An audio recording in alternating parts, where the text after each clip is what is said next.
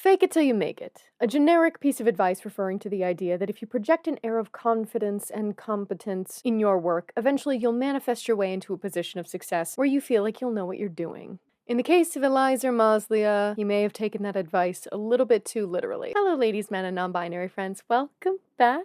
My name is Scully, and today we are discussing a topic that makes me so angry, and it's wild to me that no one else on YouTube is talking about this. I heard this story from my partner Shem, who actually works in cancer research. He's worked in professional labs over the years, and this story has basically blown up overnight in the science world because there is an unprecedented amount of alleged fraud going on here. There will be parts of this video that get a little bit nitpicky in the science, but I'll try to keep this video as easy to comprehend as possible for those unfamiliar with the scientific field. Basically, this world-renowned neuroscientist named Eliezer Maslia has been accused of falsifying data, namely Western blots and micrographs of brain tissue, on 132 out of his 800 papers. Oh, God. 132! His papers, by the way, have been cited all around the world in other scientists' research of Alzheimer's and Parkinson's. So this fraud has created a horrifying butterfly effect over the entire field, where this not only brought into question his own research, but scientists who have used his research to support their own work and papers as well. Maslia's work has been the basis for multiple Parkinson's and Alzheimer's drug trials. Trials that are still ongoing, by the way. We're gonna get more into that later. But yeah, this is bad. This is real bad, and it warrants a much larger conversation about the state of the scientific field as a whole and how success is measured in an inherently unsustainable way and has led to a worrying trend in science of falsified data. But before we get into how this went on for so long and how this was brought to light, I have a very special announcement. It's time for my first ever sponsor!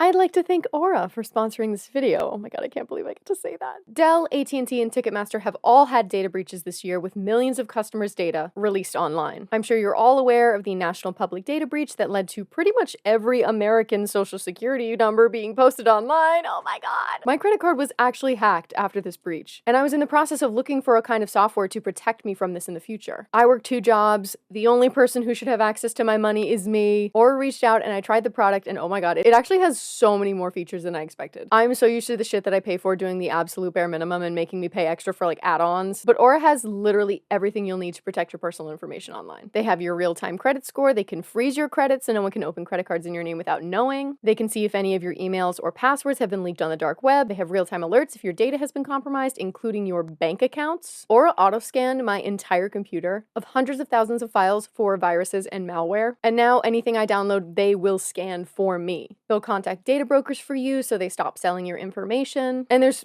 so much more, but I'll let you check that out for yourself. So you can go to aura.com/happypancake to try Aura 2 weeks for free. And that will be plenty of time for Aura to figure out whether or not your data was exposed. It took me like 5 minutes to set it up. It was super fast. So stop leaving yourself open to data breaches. Click the link in my description for a 14-day free trial. Thank you to Aura for sponsoring this video, and thank you to you for giving it a try. If you'd like to support me and my channel, this is the best way to help me out. Now, back to the video. So how did this actually come about? In 2016, Congress passed a bill that led to increased funding for Alzheimer's disease research, and the National Institute of Aging instated a renowned neuroscientist, Eliezer Maslia, as the leader of this new initiative. He was named the director of the Division of Neuroscience, which has the largest budget of any other branch of the NIA. Just to give some reference, the budget for this division last year was $2.6 billion, so certainly not nothing in the science world. And this was sort of seen as the capstone of his career, the culmination of his work over more than 2 decades. Maslia was widely regarded around the world for about 800 scientific papers he authored in the field of neuroscience, particularly in the study of Alzheimer's and Parkinson's. Before this scandal, he was regarded as one of the world's leading neuroscientists. Eliezer Maslia's research on Parkinson's and Alzheimer's has enjoyed global influence. His output, as well as the number of citations to his papers, place him among the world's top 10 scientists in certain subfields. As you can see, there's a lot of number ones here. When they mean one of the world's leading neuroscientists, they really fucking mean it. Maslia said when he was appointed that, quote, the golden era of Alzheimer's research was coming and he was eager to help the NIA direct its bounty.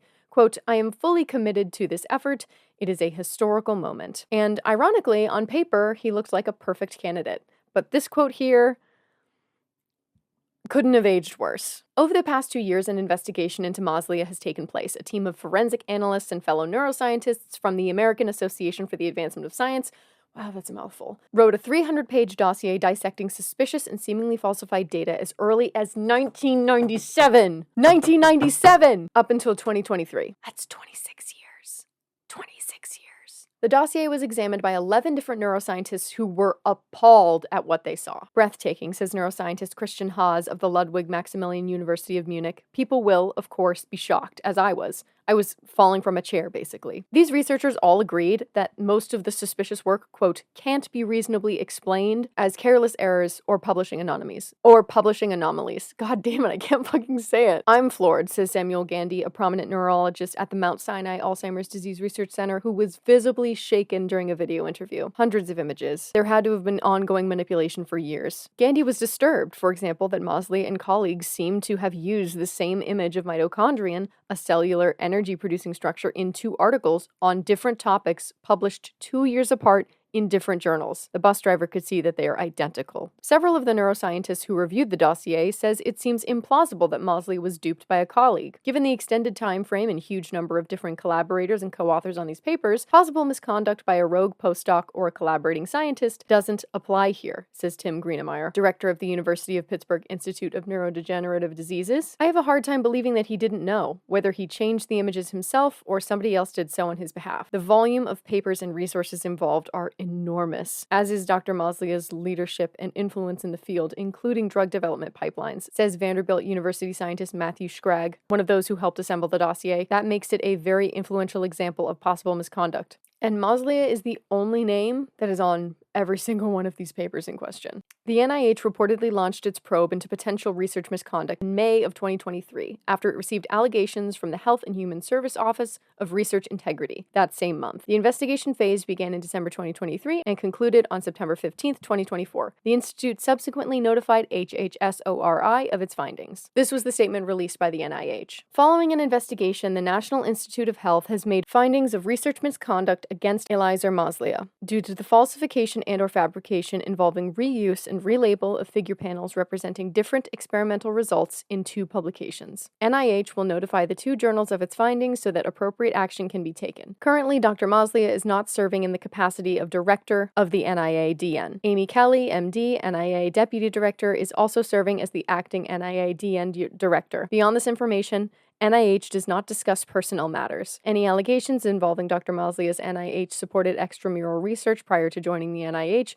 would be referred to the HHSORI, consistent with NIH policies and procedures. So they basically said that, aside from the 2 papers that he published that had those falsifications while he was working for the NIH, they're not going to investigate this further. And there is a lot of gray area here. Because yes, while it's not necessarily their responsibility, they did hire this person, put them in a position of power, and didn't properly check his previous work that could have avoided him being in this position in the first place. The NIH is the organization that is most equipped to deal with this. And the scientists that reviewed the dossier all agree that at the very least, the 132 papers called into question that he's published should be investigated further by the NIH, by scholarly journals that have published them, the organization that Mosley has received funding from, and the University of California, San Diego, where most of his research papers were conducted. This was the statement put out by the University of California, San Diego. UC San Diego is committed to the highest ethical and legal standards in the conduct of research, and we take allegations of research misconduct very seriously. Our Office of Research Compliance and Integrity addresses all allegations in accordance with university policy and procedures. Now, they don't go into what those policy and procedures are. I don't think they're going to investigate this, even though the majority of the papers that have the suspicious images were under this organization. I feel like they are the ones most responsible for this investigation, but I don't think they're actually going to do anything. Which means these papers will still be seen as legitimate sources until a larger organization takes charge to investigate it further. Because the reality is, the scientists who wrote the 300-page dossier do not have access to the raw images of Mosley's data. The American Association for the Advancement of Science, wow, that really is a mouthful, asked him for the raw images of the data to prove his innocence and clear his name, and he declined. Neither Mosley nor the various drug companies, universities, or federal agencies that were provided the dossier have so far rejected or challenged any of its examples of possible misconduct, despite being given the material more than 2 weeks ago. The dossier challenges far more studies than the 2 cited in NIH's statement, including many that underpin the development and testing of experimental drugs. These patients were given drugs based on the papers with suspected false data that Maslia published. And these trials are still ongoing. Prothena is the company doing this, by the way. In a trial with 316 people with Parkinson's, the drug showed no benefit in comparison to the placebo, and patients suffered from far more side effects. Things like nausea and headaches versus the people who took placebo, which didn't suffer any side effects. And I have a lot of problems with this. First, unethical stuff aside, so many people's time and money was wasted doing these trials when they were based on data that was likely falsified. That money could have gone towards more legitimate trials, or at the very least, trials that didn't have suspicious research. And in addition, like giving people negative side effects without actually doing anything to help their symptoms, sometimes that can happen. Sometimes the point of science is trial and error, okay? Sometimes things work out and sometimes they don't. But this trial has been marred by significant concerns of legitimacy, so I'm not sure that argument applies here. You just made these people sick for nothing. But it gets worse, because the company Prothena is still running trials, now with almost double the number of participants than the original, involving 586 patients with Parkinson's. Matthew Schrag, the neuroscientist who helped work on the dossier, has spoken out vehemently against this. Let me not put too fine a point on this.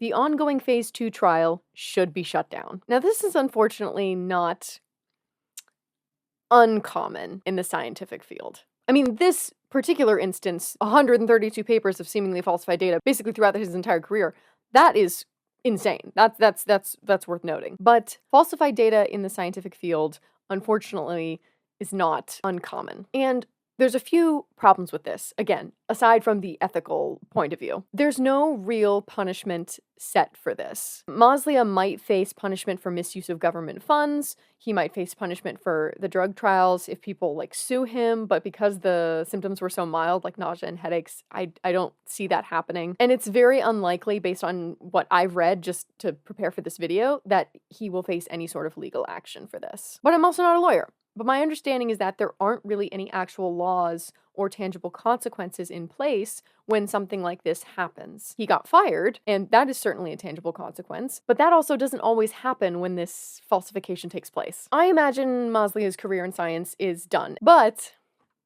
he still made an appearance at the National Alzheimer's Summit 4 days ago, weeks after this article came out. He was still on the NIH campus for the National Alzheimer's Summit as a speaker. He was there as a speaker! Get this man out of here!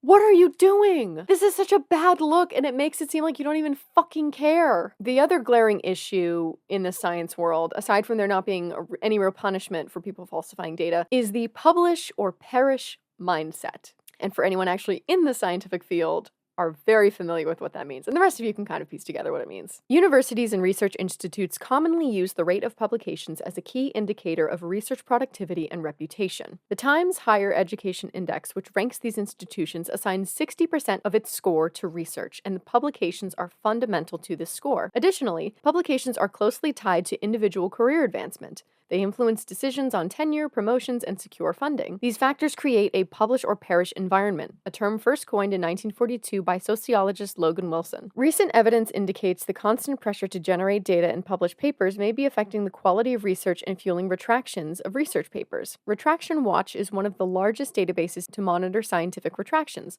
Launched in 2010, it reveals a growing trend in the number of publications being retracted. In the past decade, there have been more than 39,000 retractions, and the annual number of retractions is growing by around 23% each year. Nearly half the retractions were due to issues related to the authenticity of data. For example, in August, the United States Office of Research Integrity found that Richard Eckert, a senior biochemist at the University of Maryland, Baltimore, faked data in 13 published papers. 4 of these papers have been corrected, 1 has been retracted, and the remainder are still awaiting action. Genuine mistakes in the scientific process accounted for only roughly 6% of all retractions in the last decade. Wow, that's fucking bleak. Initiatives such as the San Francisco Declaration on Research Assessment are pushing for change. This initiative advocates for evaluating research based on its quality and societal impact rather than journal-based metrics such as impact factors or citation counts. A shift in journal policies to prioritize the sharing of all experimental data would enhance scientific integrity. It would ensure researchers could replicate experiments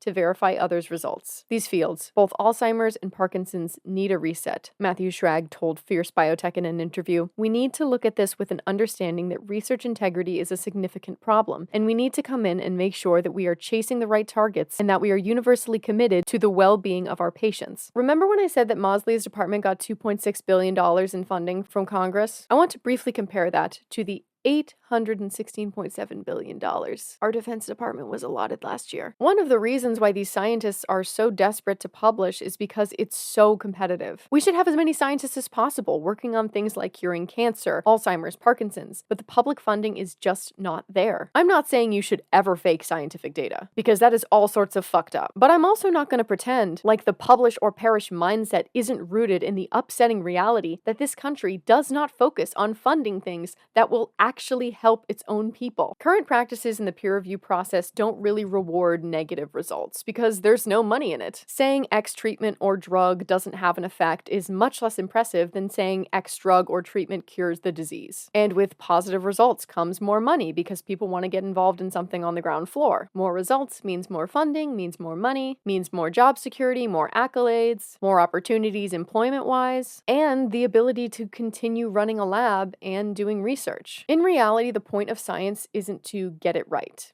It's to learn. And you can learn from failure. But the upsetting part of modern science is you may not be allowed to fail. I was taught that you often learn the most from failure in elementary school. And it's frustrating that these people who have billions of dollars in grant money to give don't seem to understand that. We're in an era where people are witnessing the projected effects of climate change and still won't believe the science behind climate change. We're in an era where people will deny the effectiveness of vaccines because of conspiracy theories, because of fear that is not based in any sort of fact. Unethical and shady practices aside, Mausley's actions are incredibly detrimental because deniers of scientific evidence could use something like this as fodder for their bullshit arguments against science. And while I don't think people should cite this one person to deny any sort of scientific claim, that's not going to stop far-right mouthpieces who cherry-pick shit all the time. And they'll be able to find this information whether I talk about it or not. By the time the NIA hired Mausley in 2016, image manipulation in scientific papers had already become a general concern. Prominent researchers increasingly faced accusations of image manipulation, plagiarism, or other misconduct, which often proved credible. But a former NIA officer who would only speak if granted anonymity says he assumes the agency did not assess Mausley's work for possible misconduct or data doctoring before he was hired. Indeed, NIH told Science it does not routinely conduct such reviews because of the difficulty of the process. There is no evidence that such proactive screening would improve or is necessary to improve the research integrity environment at NIH, the agency added. Gandhi disagrees. It has to be part of the process now, he says. Greenemeyer notes a concern about the episode also voiced by Haas and others who viewed the dossier. I worry about it giving science a further black eye, just as the public's confidence in science and scientists is sinking to new depths. But Greenemeyer says, in the interest of transparency and scientific integrity, this sad story has to come out. Now, my personal connection to this is twofold. First, I actually went to school for science. I have a bachelor's in science. I've worked in professional research labs before as a technician. I've read hundreds of published scientific papers, so I'm very familiar with the research process and what is necessary for a scientific paper to get published. And therefore, how much fucking fraud, tampering, and lying you have to do to fake data for a paper and then do it for decades and basically delegitimize an entire area of study in the process. That is wild. That is insane. Wasting grant money that could have gone to actually help people had it been given to a lab with legitimate practices. I had to leave the scientific field because I couldn't survive off of a technician's wages. I wasn't making enough money to pay my bills because there just isn't enough money in research, especially when you're first starting out. And I have a lot of muddy feelings about this entire story. I'm angry that this one person is essentially responsible for destabilizing an entire academic field of study. Oh my God. But the world is also so broken when it comes to how we view and prioritize science. And maybe Maslia wouldn't have faked all that data if he had some kind of job security and didn't have to constantly publish in order to stay on payroll. If you've graduated college with a bachelor's in microbiology, you should be able to work in a cancer research lab without having to worry whether or not you're going to be able to make your minimum payments for your student loans that you needed to get that position in the first place. And I know this is an issue across all industries. Nobody's getting paid well enough, but I am repeatedly discouraged by it because some of the most brilliant minds, not just in science, but some of the most brilliant minds I've ever had the pleasure of knowing have had to work for fucking pennies, even though the work they were doing was making the world a better place. Meanwhile, your high school bully has a business degree from a college that he slept through, and he's making 6 figures working at his dad's marketing company. It's just not fucking fair. The second part of this that is connected to me is that I've personally lost family members to Alzheimer's, and I can tell you firsthand that it is a horrible fucking disease. My grandmother had Alzheimer's for years. She died almost 10 years ago. She was the most elegant, uncommonly kind, joyful woman I've ever known.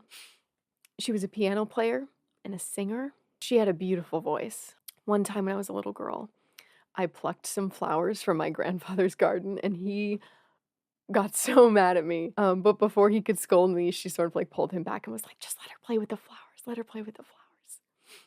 Watching everything you love about a loved one slowly fade away until they can't even eat on their own or speak is so fucking debilitating. It's fucking horrible, and I wouldn't wish it on anyone. And this disease is in my genes, and it's in my father's genes, and we will both probably get it, and that's terrifying to me. It's been a point of anxiety for me for years, basically since my grandmother died. And the only thing that's kept me from freaking out is me thinking, oh, well, you know, people make new discoveries in medicine every day. Maybe by the time that me and my dad get it, it'll be better. Maybe it'll be better. And hearing all of this is a fucking punch to my soul. I don't want to watch my dad go through that. I don't want my loved ones to see me go through that. And that's something that I need to process. And that's something that I need to work through and manage. Because you can't go through your entire life worrying that you might get something or worrying how you're going to face the years before you die. I'm going to work now to stay healthy and prepare myself for the future, and that's really all I can do. What I hope Maslia and other scientists that have falsified data can take away from this video is that this is your livelihood, but this is our lives. This is our families. And if you're not working towards that goal